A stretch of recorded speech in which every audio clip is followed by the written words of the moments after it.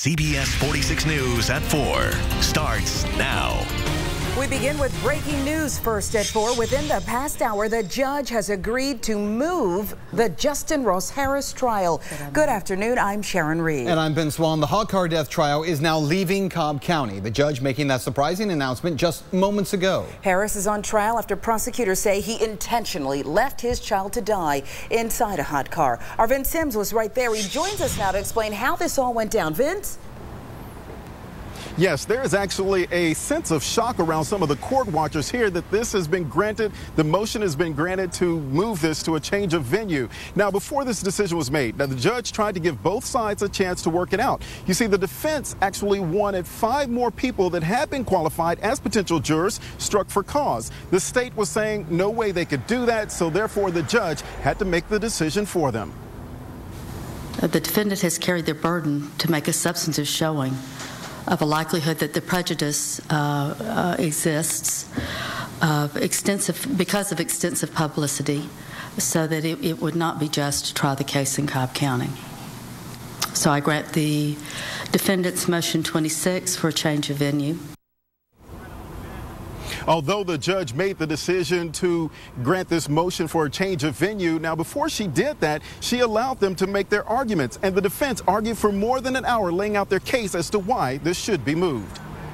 Defense attorney Brian Lumpkin turned in a stack of newspaper media articles as evidence showing all the coverage this case has gotten. That is a change of venue being requested due to that pretrial publicity, which we believe has just pervaded this environment, this community, in such a way that the court simply cannot be assured that we can obtain a jury that is fair and impartial. He spoke for nearly an hour, going through each potential juror that has claimed they already have an opinion of guilty about Justin Ross Harris, but prosecuting attorney Chuck Boring countered that claim. There are 36 jurors, enough for 12 to sit and for 2 alternates that the defense has agreed are legally qualified.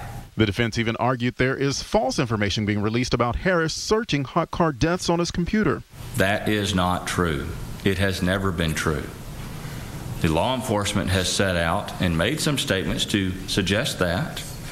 They have testified under oath to magistrate courts that not only did that happen, but he stated that he did that. The prosecution made it known even if this trial moves, there will still be coverage. They talk about cameras are set up everywhere here in the courtroom. Judge, no matter where we go, the cameras are going to follow this case. So, Judge, I would ask you to deny their motion and that we continue this afternoon with jury selection.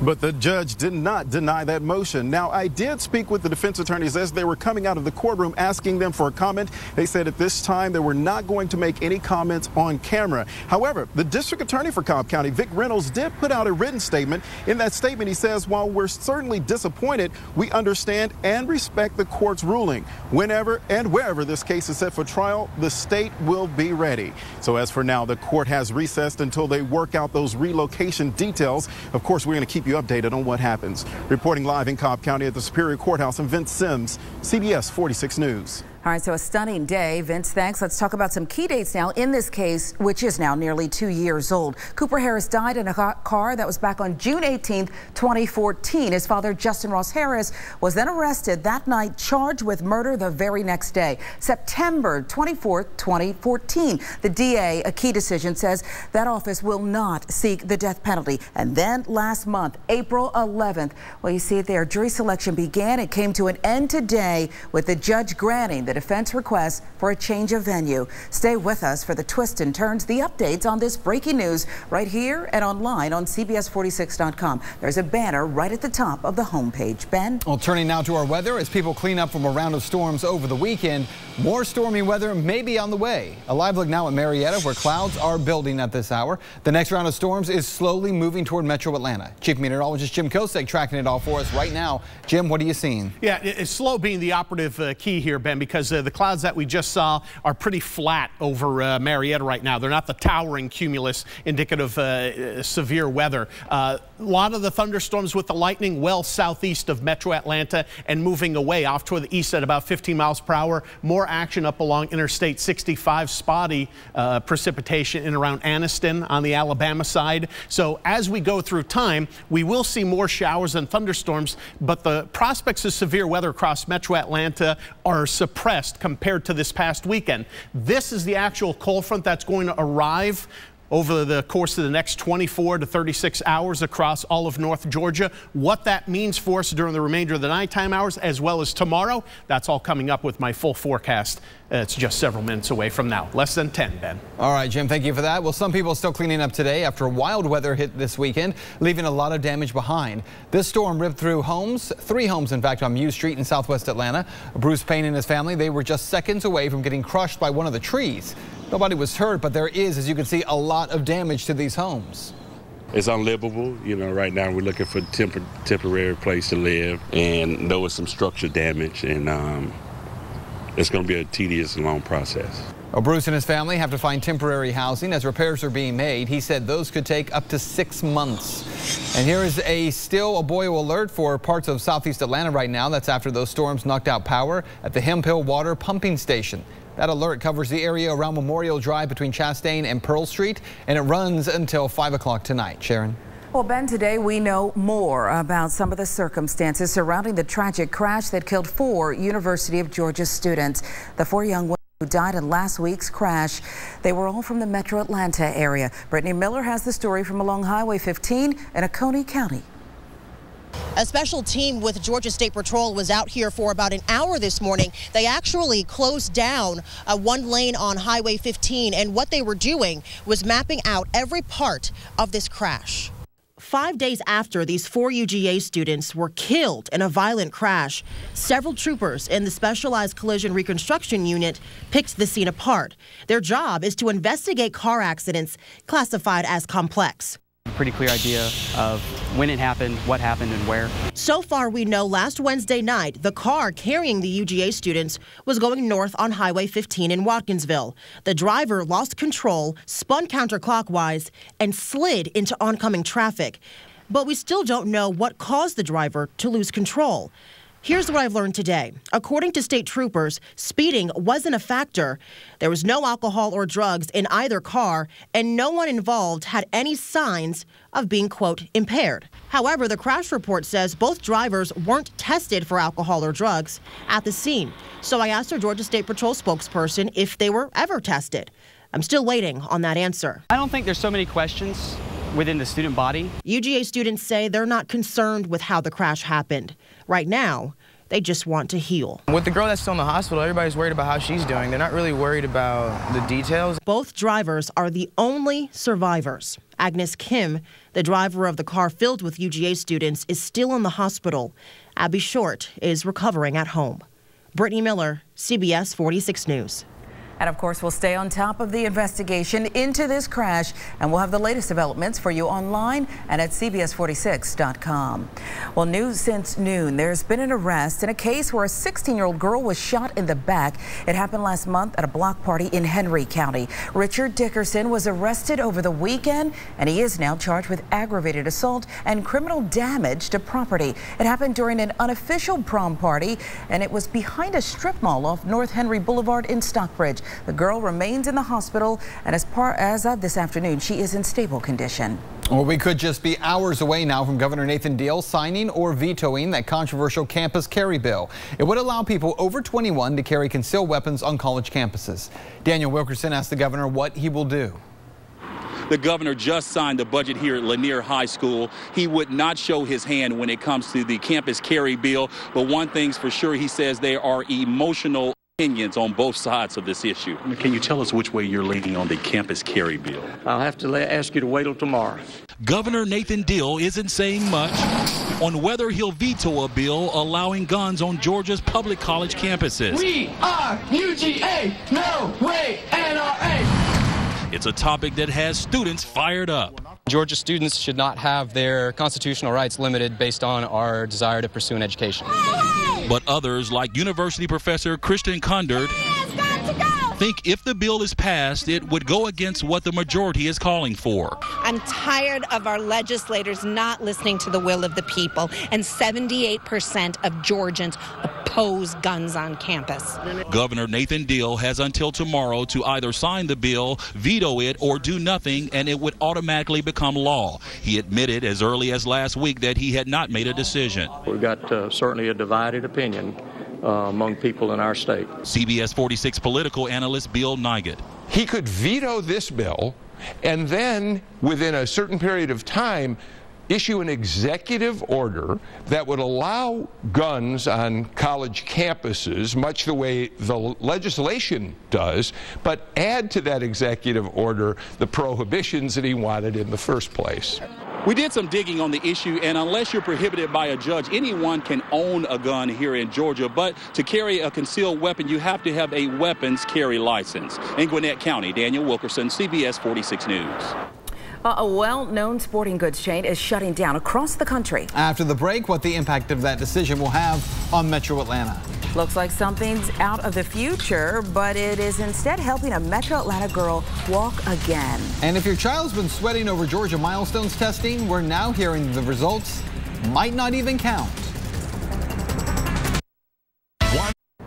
Welcome back. The Sports Authority will close all U.S. stores, including 10 in and around Atlanta. That includes this one on Peachtree Road. The sporting goods chain filed for bankruptcy in March, and at the time only planned, it said, to close 140 of its stores. A recent Forbes report says the Colorado-based company will now close all of its stores. Well, now to campaign 2016 and Donald Trump. He is hoping to lock up the Republican presidential nomination tomorrow as the road to the White House goes through Indiana. Let's talk a little bit about the delegate numbers right now. Here's where the delegate count stands. Donald Trump, as you can see, he has a big lead with 993 delegates. A win in Indiana, though, would put him very close to that magic number of 1,237. Ted Cruz, he is significantly trailing Trump with only 562 delegates at this point. And John Kasich, he's in third place, a distant third place with 152. Craig Boswell has more on that and the importance of tomorrow for the Democratic candidates as well. Ted Cruz isn't wasting any time, hitting the campaign trail early Monday morning at an Indiana cafe. We're going all the way. Cruz needs a big win in the state to stop Trump from locking up the Republican presidential nomination before the convention. The entire country is looking to Indiana and really depending on Indiana to pull us back from this cliff that we're staring over. But the latest poll shows Trump with a 15-point lead over Cruz, and John Kasich has fallen significantly behind the businessman after pulling out of the state. So I'm competing against these two guys, even though they have no path to victory. It's ridiculous. I don't even know what we're doing. Trump has turned many of his attacks toward Hillary Clinton, and she's firing right back as the two prepare for a general election battle. We cannot let Barack Obama's legacy fall into Donald Trump's hands. Clinton needs 18% of the remaining delegates to lock up the nomination, but Bernie Sanders says it will be a contested convention. It is virtually impossible for Secretary Clinton to reach the majority of convention delegates by June 14th. Sanders is calling on the Democratic superdelegates to change their support and vote for him at this summer's convention. Craig Boswell, CBS News, the White House. And Bernie Sanders, by the way, he has closed the gap on Hillary Clinton in Indiana. She has a 4-point lead in the NBC News Wall Street Journal poll that is within the poll's margin of error. Don't have to tell many of you this. Severe weather hit us this weekend, and today other parts of the country are getting hit. Flash flood watch is in effect for all of eastern Kentucky through tomorrow. And look at this video from Floyd County. The threat of severe weather is lower today than it was yesterday, but the threat of flooding, that's even greater. An additional 1 to 2 inches of rain is expected for areas already underwater. And parts of Louisiana now also underwater, but rain was not the only bad weather there. Large hail, it poured down in some parts. Dangerous weather forced the cancellation of the city's famous Jazz Fest. And in Texas, after floodwaters receded, officials recovered the body of a 6th drowning victim this weekend. A 30-year-old man died in the same area as a woman and her 4 grandchildren Friday night when 8 inches of rain fell in just an hour. Certified Atlanta's most accurate forecast for the 2nd year in a row. Now, CBS 46 Chief Meteorologist Jim Kosek.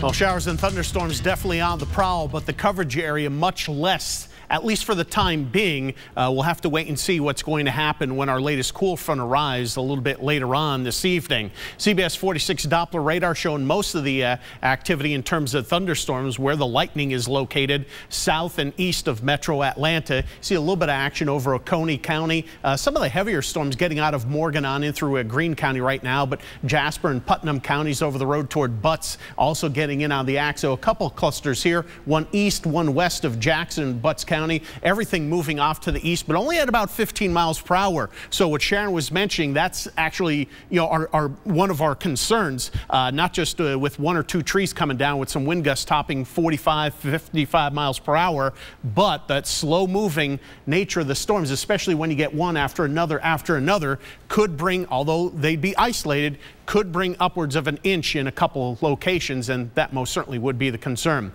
Just off to the north of Pine Mountain, southeastern Troup County, developing shower right there. But all in all, you could generally see the void in terms of the bubbling cumulus clouds that are the precursor to the thunderstorms across Metro Atlanta. You have the one area off to the south and east, the other across Alabama, although we are keeping tabs on these developing showers in around Floyd County, portions of Polk back to the southwest, as to whether or not we could see any additional development right there. But the thunderstorms that we're seeing in around the Huntsville, crossing that 65 corridor, that's with our latest cold front that arrives during the midday, early part of tomorrow afternoon. Now, there are showers in the wake of the front, but they're just meager showers. The coverage area to thunderstorms will be diminishing later tonight, even though the front is going to come in. Nonetheless, a shower thunderstorm on the prowl just about any time tonight. Here's how I think this evening wears on. Once again, by 5 o'clock, the coverage area isn't all that great. Yeah, there could be isolated severe weather, but isolated being the operative wording. Notice as the front crosses portions of 59, it starts to weaken a bit. But as we get closer toward midnight, watch. You see a little round of showers and thunderstorms, so we still could have some brief hard downpours with that front inching its way toward our area. Then during the overnight time frame, the coverage area diminishes. So definitely showers and thunderstorms tonight. But again, at least for the next couple of hours across Metro Atlanta, I think there'll be little to nothing occurring. So that leaves the window wide open for plenty of warmth across the area. But temperatures will be coming down big time over the next couple of days. How about 77 degrees this evening at 7 o'clock, 72 at 9 o'clock. Depending on whether or not we're getting wet at 11 will tell the tale as to whether or not we're in the 60s or the 70s. Now, those that get wet tonight, watch the low clouds and fog to kickstart tomorrow with temperatures on into the lower 60s. As for tomorrow itself, best bet for a thunder shower is through the midday, early part of the afternoon, then drying out in time for the evening rush hour as everything settles off to the south and east with the passage of our latest front. So it's not overcast. It actually turns out partly sunny. 76 degrees. First day in quite some time that we're talking 70s across the area.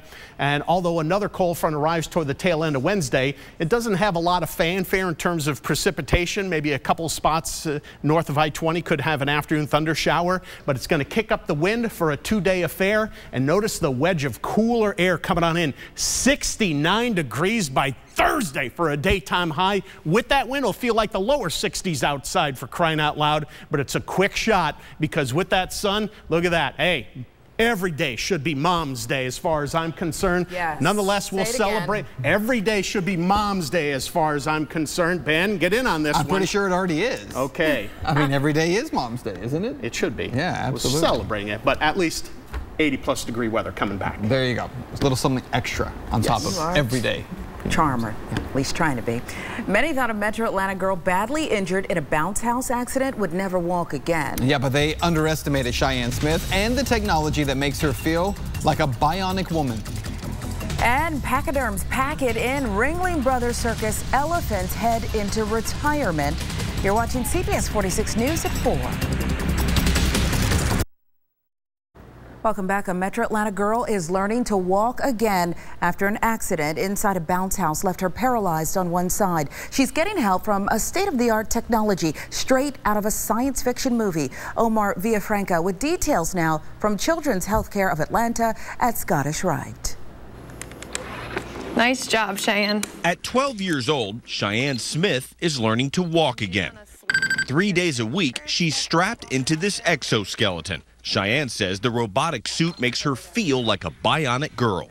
I'm a kid that's ready for anything. 6 years ago, at her birthday party, Cheyenne landed on her head while playing in a bounce house. The injury damaged a blood vessel in her neck and caused a stroke, affecting her left side. She was in a coma for almost a month. It was just something that we were waiting to see what was going to happen. When she woke up, she started physical therapy right away. She is now using the Exo to stand and walk. The wearable robot has sensors that work with Cheyenne as she walks forward. The repetitive movements help the body relearn the right step patterns. She continues physical therapy. She can be walking on her own, you think?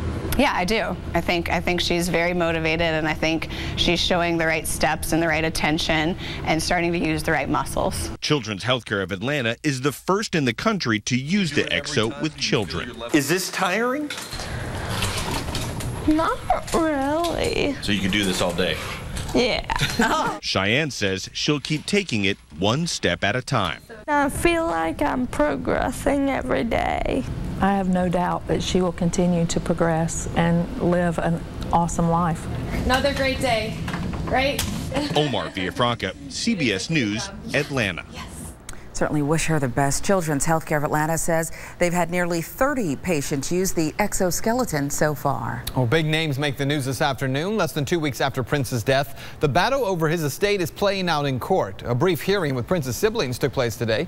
The judge confirmed the appointment of a special administrator since no will has been found. Under Minnesota law, without a will, the estate would be divided between Prince's sister and his 6 half-siblings. Prince's net worth is believed to be about $300 million. Well, just in time for her birthday today, 4 brand new pictures of Great Britain's Princess Charlotte were released. The photos taken at the family's home. And Charlotte's mother, Kate Middleton, also posing for the camera. The Duchess of Cambridge will appear on the cover of the British Vogue, the fashion magazine celebrating its 100th anniversary. All around Georgia, students have taken what are called milestone tests to determine if they move on to the next grade level.